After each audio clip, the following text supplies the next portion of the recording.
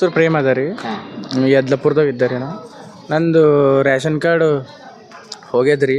ನಮ್ಮ ಮಮ್ಮಿದು ಡೆತ್ ಆಗ್ಯದ. ಅದ್ರಕ್ಕಿಂತ ಪೈಲ ನಾ ಟ್ರೈ ಮಾಡಿದೆ ರೀ ನಂದು ರೇಷನ್ ಕಾರ್ಡು ನಂದು ಹೆಸರು ಅದ್ರಾಗ ಸೇರ್ಸ್ಲಕ್ಕ. ಬಟ್ ಇಂಟರ್ನೆಟ್ ತೊಗೊಂಡು ಹೋದರೂ ಒ ಟಿ ಪಿ ಹೋಗಿಲ್ಲ ರೀ ನಂದು. ಆಮೇಲೆ ಆಫೀಸ್ಗೆ ಹೋಗಿದ್ದೆ ರೀ. ಆಫೀಸ್ಗೆ ಒಂದು 2-3 ಸಲ ಟ್ರೈ ಮಾಡ್ರಿ ಭೀ ಅಲ್ಲಿ ಆಗಿಲ್ಲ ರೀ. ಮತ್ತು ಟ್ರೈ ಆಗ್ಲೋದ್ರಿ ಮಮ್ಮಿದು ಕಾರ್ಡ್ ಅದ. ನನ್ನ ಕಾರ್ಡಿನ ನಂಬರೇ ಸೇಮ್ ಅದ, ಬಟ್ ಅದು ಯಾವುದೋ ಹೆಸರು ಚೇಂಜ್ ಆಗ್ಯದ ರೀ. ಮುಸ್ಲಿಮ್ದವ್ರದ್ದು ಹೆಸರು ಆಗ್ಯದ. ಅದ್ರ ಸಲಕ್ಕೆ ಆಫೀಸ್ಗೆ ಬಂದರು, ಅವರು ವಾಪಸ್ ಕಳಿಸ್ಯಾರ. ಎಷ್ಟು ಸರಿ ಬಂದ್ರಿ? ಒಂದು 5-6 ಸಲ ಬಂದಿವ್ರು. 5-6 ಸಲ ಮಮ್ಮಿಯರಿದಾಗ ಟ್ರೈ ಮಾಡಿ? ಹಾಂ, ಮಮ್ಮಿಯರು ಟ್ರೈ ಮಾಡಿದವ್ರು ರೀ. ಬಟ್ ಅವರು ಹೊರಗೆ ಆನ್ಲೈನ್ದಾಗ ಹೋಗಂದಾರ. ಅಲ್ಲಿಂದ ಹೋಗಿ ಹಾಕಿರಿ? ಹಾಕಿದ್ವಿ, ಅದು ಒ ಟಿ ಪಿ ಹೋಗಿಲ್ಲ ರೀ. ಅಂದ್ರೆ ಅವ್ರು ಆಫೀಸ್ ಕಳ್ಸ್ಯಾರ. ಅಲ್ಲಿ ಭೀ ಹೋಗಿದ್ವಿ, ಅಲ್ಲಿ ಭೀ ಕೆಲಸ ಆಗಿಲ್ಲ ರೀ. ಇವಾಗ ಈಗ ಅದು ನಂದು ಹೆಸರು ಅದ್ರಾಗ ಸೇರ್ಸದ್ದಾರೆ. ಹಾಂ, ನಿಮ್ಮ ರೇಷನ್ ಕಾರ್ಡ್ ನಿಮ್ದು ಯಾರು ಬೇರೆ ಹೆಸರು ಬಂದ ಅಂತ ಹೇಳ್ತಾ ಇದ್ರಿ? ಹಾಂ, ಅದ್ರ ಸಲ ಅಂದ್ರೆ ಅವ್ರು ವಾಪಸ್ ಕಳ್ಸ್ಯಾರ. ನಂದು ಏನು ರೇಷನ್ ಕಾರ್ಡ್ ಅದ ನೋಡ್ರಿ, ಯಾರ್ದು ಅನ್ನೋನ್ ಪರ್ಸನ್ದು ಅಲ್ಲದ, ಅದು ಅನ್ನೋನ್ ಪರ್ಸನ್ದು ತೆಗ್ದಕ್ಕಿ ನಂದು ಆ್ಯಡ್ ಮಾಡಿರಿ. ಆಮ್ಲಿಂದ ಅದು ಯಾರು ಮಾಡ್ಯೋ ಕೆಲಸ ಅವ್ರ ಮ್ಯಾಗ ನೀವು ಕಾನೂನು ಪ್ರಕಾರ ಏನರ ಮಾಡಿ.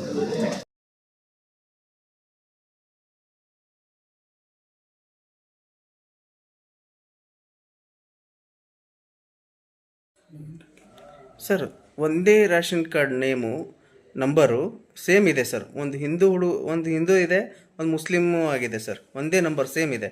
ಅದಕ್ಕೆ ನಿಮ್ಮ ಪ್ರತಿಕ್ರಿಯೆ ಏನು ಸರ್? ಹೇಗಾಯಿತು? ಅದೇ ಈಗ ಯಾವ ರೀತಿ ಆಗಿದೆ ಅಂತೇಳಿ ಅದನ್ನು ಚೆಕ್ ಮಾಡಬೇಕು. ಯಾಕಂದರೆ ಆ ಪಡಿತರ ಚೀಟಿದಾರರ ಬಯೋಮೆಟ್ರಿಕ್ ಇಲ್ಲದೇ ಬೇರೆಯವ್ರ ಹೆಸರು ಹಾಕಕ್ಕೆ ಬರಲ್ಲ. ಸೊ ಈಗೇನಾಗಿದೆ ಅಂದರೆ ಆ ಪಡಿತರ ಚೀಟಿದಾರದಲ್ಲಿ ಬೇರೆಯವ್ರ ಹೆಸರು ಬಂದಿದೆ ಅಂದರೆ ಅದು ಯಾವ ರೀತಿ ಆಗಿದೆ ಅಂಥೇಳಿ ಅದನ್ನು ನಾವು ಪರಿಶೀಲನೆ ಮಾಡ್ತಾಯಿದ್ದೀವಿ.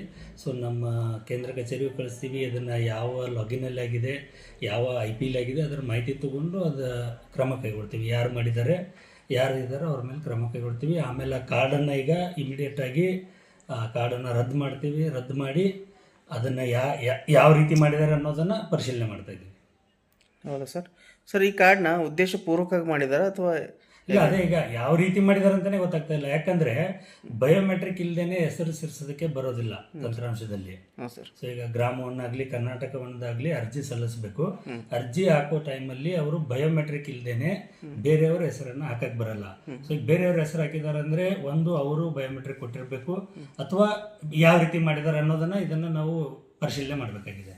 ಅಂದರೆ ಇದಕ್ಕೆ ಯಾರು ಹೊಣೆ ಅಂತ ನೀವು ಇದು ಮಾಡ್ತಾ ಇದ್ದೀರಾ ಸರ್? ಈಗ ಇದಕ್ಕೆ ಈಗ ಯಾರು ರಿಯಲಿ ಗ್ರಾಮವನ್ನು ಕರ್ನಾಟಕವನ್ನಲ್ಲಿಂದ ಅರ್ಜಿ ಬರುತ್ತೆ ಮುಖ್ಯವಾಗಿ ಮೊದಲಾಗಿ.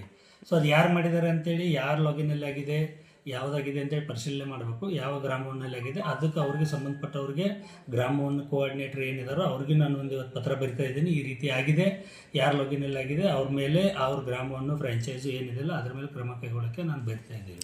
ಸರ್, ಒಂದು ರೇಷನ್ ಕಾರ್ಡ್ನ ನೀವು ರೆಡಿ ಆಗೋದಕ್ಕೆ ಅದರ ಹಿಂದೆ ಆಹಾರ ಇಲಾಖೆ ಅಧಿಕಾರಿಗಳು ಈಗ ತಾಲೂಕಿನ ಕಾರ್ಡ್ ಅಂತೂ ಸ್ಟಾಪ್ ಇದ್ದಾರೆ. ತಾಲೂಕಿನ ಆಹಾರ ಅಧಿಕಾರಿಗಳು ಕೂಡ ಹೊಸ ಪಡಿತರ ಚೀಟಿ ಕೊಡುವಾಗ ಅವಾಗ ಸ್ಥಾನಿಕ ಪರಿಶೀಲನೆ ಮಾಡ್ತಾರೆ. ಹೊಸದಾಗಿ ಪಡಿತರ ಚೀಟಿ ಕೊಡಬೇಕಾದ್ರೆ ಪರಿಶೀಲನೆ ಮಾಡ್ತಾರೆ. ಇದು ಹೊಸ ಪಡಿತರ ಚೀಟಿ ಅಲ್ಲ, ಇದು ತಿದ್ದುಪಡಿ ಆಗಿರೋದು.